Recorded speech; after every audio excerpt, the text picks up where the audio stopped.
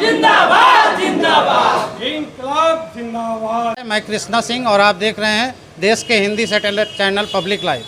आज मैं Hajipur main branch जो भारतीय जीवन बीमा की शाखा है, उस शाखा के बगल में एक कुछ अभिकर्ताओं का जो है आज विश्राम दिवस के रूप में धरना प्रदर्शन हो रहा है।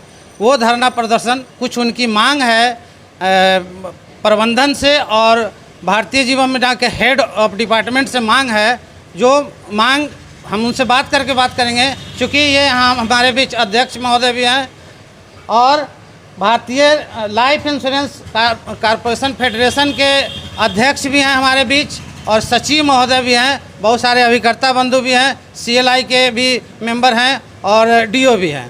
तो मैं उनसे जानना चाहूँगा कि आखिर इन धरना का क्या कारण है, क्या वजह है कि आप लोग आज धरना दिए हैं। हमारे बीच हैं हमारे अध्यक्ष महोदय। सर अपना नाम बताएं। हम परमेश्वर पासवान हैं, यहाँ हाजीपुर शाखा के संगठन के अध्यक्ष हैं। और क्या अच्छा सर हमको बताइए कि जो पोस्टर लगा के आप लोग यहाँ बैठक किए हैं, तो क्या वजह है, क्या आप लोग का मांग है? देखिए, मांग मुख्य तौर पर हम लोगों का जो है वो केंद्रीय कमेटी का एक आह्वान है, आंदोलन का एक कार्यक्रम है जो 1 सितंबर से चल के 30 नवंबर तक चरणबद्ध तरीके से चलना है और उसमें भिन्न भिन्न तरह की मांगें मांगी गई हैं जो हम अभिकर्ताओं के लिए और हमारे पॉलिसी धारकों के लिए भी कुछ महत्वपूर्ण मांगें हैं, जिसमें सबसे पहला मांग हम लोगों ने अपने पॉलिसी धारकों के लिए पॉलिसी में बोनस बढ़ाने की बात हम लोगों ने की है प्रबंधन से। उसके बाद उनका जो भी सेवा हो वो सुगमता पूर्वक मिले, उनको पॉलिसी धारकों को अच्छी सुविधा मिले, अच्छी सेवा मिले, इसकी मांग हम लोगों ने प्रबंधन से किया है। और हम अभिकर्ताओं के लिए भी कुछ मांगे हैं, जिसमें मुख्य रूप से हम लोगों का ग्रुप इंश्योरेंस बढ़ाना है, ग्रेजुटी बढ़ाना है, मेडिक्लेम इंश्योरेंस बढ़ाने की बात कही गई है। और जैसे हमारे बच्चों के लिए जिस तरह से निगम के कर्मचारियों को बच्चों के लिए शिक्षा के लिए ऋण की व्यवस्था है, तो हम अभिकर्ताओं ने भी मांग की है प्रबंधन से कि वो हमारे बच्चों के लिए भी शिक्षा ऋण की व्यवस्था करें और हम लोगों के लिए एक वेलफेयर फंड की भी व्यवस्था करें।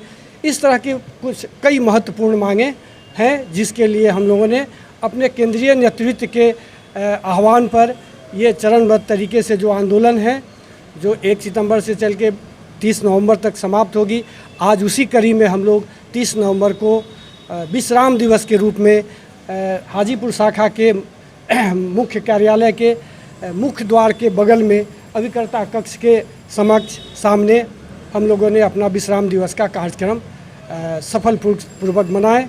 हमारे शाखा के सभी अभिकर्ताओं ने, संगठन के सभी पदाधिकारियों ने, सभी कर्मचारियों ने या समस्त अभिकर्ताओं ने इसमें सक्रिय सहयोग प्रदान किया और ये कार्यक्रम सफलतापूर्वक हम लोगों ने। बहुत बहुत धन्यवाद।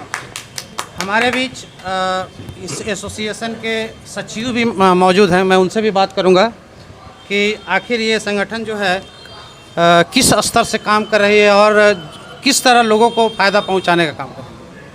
सर्वप्रथम तो मैं अपना परिचय दे दूं कि मैं राजकिशोर प्रसाद भारतीय जीवन बीमा निगम में पिछले 32 वर्षों से अपनी सेवा दे रहा हूं एक अभिकर्ता के रूप में। आज 32 वर्षों के शासन में हमने देखा, एक LIC में अपने करियर को बनाते हुए हमने यह देखा कि इससे बड़ा भंडार, इससे बड़ी संस्था, इससे बड़ा आर्थिक आज़ादी कहीं भी नहीं है। लेकिन विगत काफ़ी दिनों से मैं देख रहा हूं कि जो बोनस का रेट था वो काफ़ी डिटोरिएट हुआ है, काफ़ी कमा है। जिस घर में हमारा मैच्योरिटी जाता है उस घर से हमें नया व्यवसाय नहीं मिल पाता है। आज स्थिति ऐसी हो गई है कि जब पोस्ट ऑफिस में कोई जमा करते हैं, अपना पैसा फिक्स करते हैं, वहाँ पर आपको किसी तरीके का GST नहीं लगता है। लेकिन हमें हमारे न्यू व्यवसाय पे आपका 4.5% GST प्रथम वर्ष में लगता है, जिसमें 2.25% स्टेट सरकार को और 2.25% भारत सरकार को जाता है। मुझे अपने प्रबंधन के ऊपर बैठे हुए पदाधिकारियों से आग्रह है कि आप यह सोचें कि आपकी ही संस्थान है, भारत सरकार की जो संस्थान है पोस्ट ऑफिस, उसमें नहीं लगता है, आपका बैंक में फिक्स डिपॉजिट पे नहीं लगता है, तो हमारे यहाँ 4.5% क्यों? इस क्यों का जवाब हम ऊपर में बैठे हुए अपने पदाधिकारियों से चाहते हैं। आप एक्सपेंस करते हैं, ज़्यादा से ज़्यादा प्रचारित करते हैं। 1 सितंबर 56 को 245 कंपनियों का विघटन करके जब हमारा भारतीय जीवन बीमा निगम की स्थापना की गई थी, तब से लेके आज तक हमारा जो चारित करते हैं, 1 सितंबर 56 को 245 कंपनियों का विघटन करके जब हमारा भारतीय जीवन बीमा निगम की स्थापना की गई थी, तब से लेके आज तक हमारा जो संस्थान है, हमारा जो भारतीय जीवन बीमा संस्था है निगम, वो हमेशा से फ़ायदे में रहा है। तो बोनस का घटना कहीं से ये पचने के लायक नहीं है। आप जो सिनेमा में प्रचार करते हैं, हर धारावाहिक का स्पॉन्सरशिप लेते हैं, उस पर खर्च नहीं करके अगर हम अपने पॉलिसी धारक का बोनस बढ़ाएं, GST को वापस ले लें। जब GST जब सामान हम भारत के लोग हैं, तो एक तरफ एक संस्थान नहीं लेता है, तो यहाँ पर लेने के पीछे आपका उद्देश्य क्या है? आप इस संस्थान का हमारा सारा पैसा, भारतीय जीवन बीमा निगम में जो हमारा पैसा है, वह सारा का सारा पैसा भारत सरकार के द्वारा रुग्ण संस्थानों को दिए जाते हैं। जहां पर जैसे उदाहरण के तौर पर आप देखें तो आपका IDBI को 1250 करोड़ रुपए देके 51% की हिस्सेदारी जो हम लोगों ने खरीदी, भारतीय जीवन बीमा निगम ने खरीदी, रेलवे में पैसा लगाया। भारत का ऐसा कोई ऐसा संस्थान बताइए जिसमें भारतीय जीवन बीमा का पैसा न लगा हो। आप सोचिए, हमारा संस्था जो है वो 3 टांग पे है। एक हमारा बीमा धारक है, दूसरा अभिकर्ता है और तीसरा एम्प्लॉय वर्ग है। तो आप यह सोचें कि अगर हमारा एक टांग पॉलिसी होल्डर अगर चला जाएगा, बोनस नहीं मिलेगा तो बीमा नहीं करवाएगा। अब बीमा नहीं करवाएगा तो अभिकर्ता का रोजी रोटी यूँ ही मर जाएगा। तो फिर यह संस्थान कहाँ तक रहेगी? संस्थान को अगर आबाद करना हो तो बीमा धारक पर हमें निश्चित तौर पे गहनतापूर्वक विचार करना होगा कि आप उससे GST न लें, उसका बोनस का दर बढ़ा दें। आप यह सोचें कि आप एक तरफ बोलते हो भाई कि आप RBI का इंटरेस्ट रेट कम है, तो जब RBI का इंटरेस्ट रेट कम है तो जो पॉलिसी धारक अपने बीमा में से अगर लोन लेता है तो उस पर 10.5% का इंटरेस्ट रेट क्यों है भाई? हमने डिमांड किया है अपने इस प्लेटफॉर्म के माध्यम से कि 10.5% से घटा के बैंक रेट से 1-8% आप ज़्यादा लो। आप जब देते ज़्यादा नहीं हो तो लेते ज़्यादा क्यों हो? तो हमारी मांगे बीमा धारक के लिए है।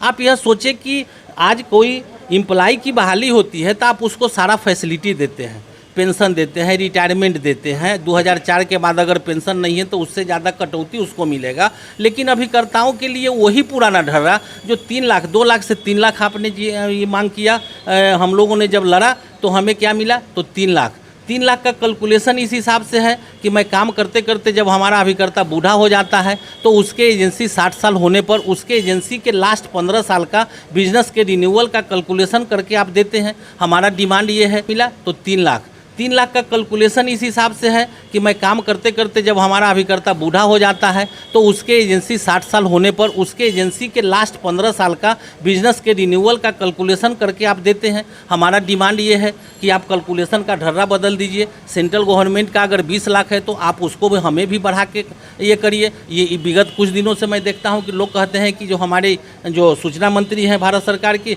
उनके पास फाइल गया हुआ है, कितने के लिए? तो 5 लाख तक का। आप यह सोचिए कि आज हमारा जब हमारे ही पैसे से हमें ग्रुप इंश्योरेंस दिए जाते हैं तो मैक्सिमम जो उम्र है हमारी वो 69 साल तक है, जिसको हम लोगों ने 75 साल तक मांग किया है कि हमें उतना दिन का रिस्क कवरेज दो। हमारे जो 5 साल से ऊपर के अभिकर्ता हैं आप उनको मेडिक्लेम का लाभ नहीं दे रहे हैं। केवल मेडिक्लेम का लाभ हमारे उन बंधुओं को मिलता है जो क्लब मेंबर हैं। तो हमारा डिमांड है कि आप उनके लिए भी एक व्यवस्था करें। आप जब एम्प्लॉय वर्ग को आप जब देते हैं वहाँ पर अग्रिम ये एजुकेशन लोन, तो हमारे बच्चों को क्यों नहीं देते हैं? हम भी तो सिक्योर्ड हैं, हम भी तो आपकी इकाई हैं, हम भी तो अपने लिए नहीं अपने संस्थान के उत्तरोत्तर विकास के लिए अपना पूरा जीवन बरसात में, गर्मी में, धूप में, रात्रि में, अंधेरा में, उजाला में, लू से मरते हुए सारे जगहों पर जब हम काम करते हैं तो फिर हमें हमारे साथे इस संस्थान के ऊपर बैठे हुए जो वर्ग हैं उन लोगों के द्वारा जो अवहेलना किया जाता है,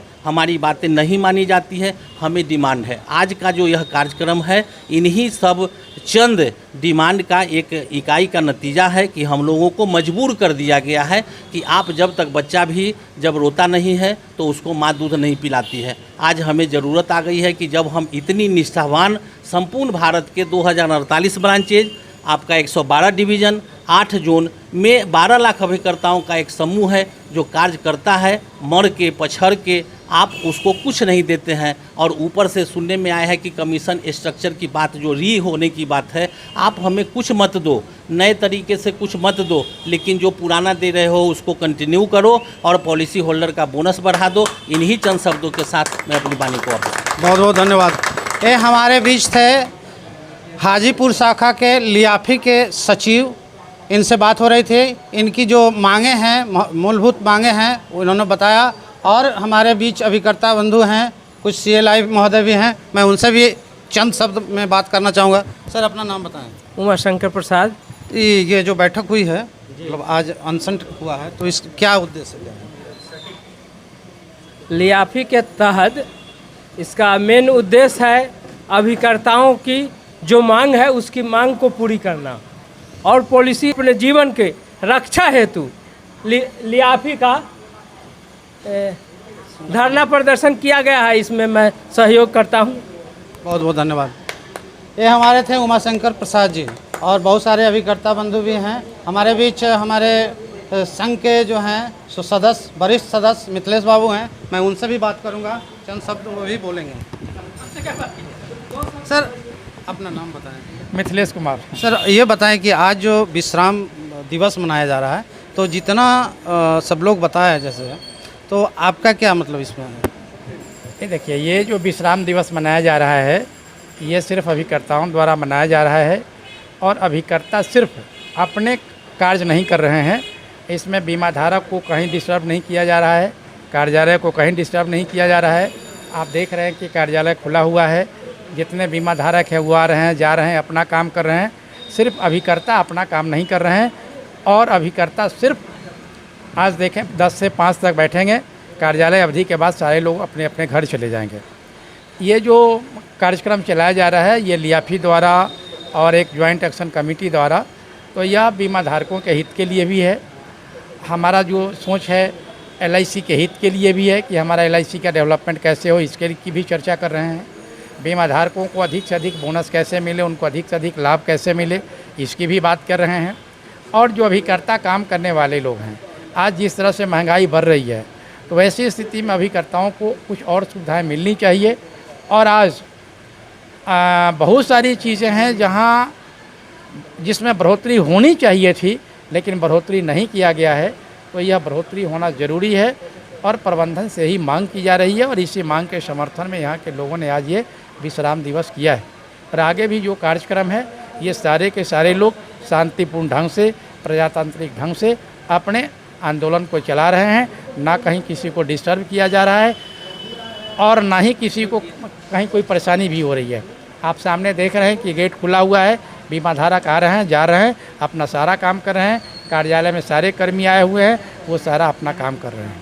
तो ये हमारा जो संगठन है बिल्कुल ही शांतिपूर्ण ढंग से है, बिल्कुल प्रजातांत्रिक ढंग से है और इसी ढंग से हम अपना आगे का भी आंदोलन करते रहेंगे। यही मेरा कहना है। बहुत बहुत धन्यवाद।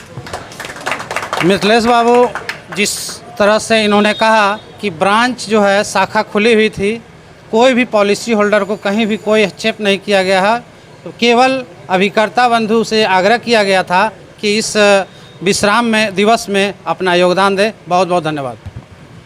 जिंदाबाद जिंदाबाद, इंकलाब जिंदाबाद।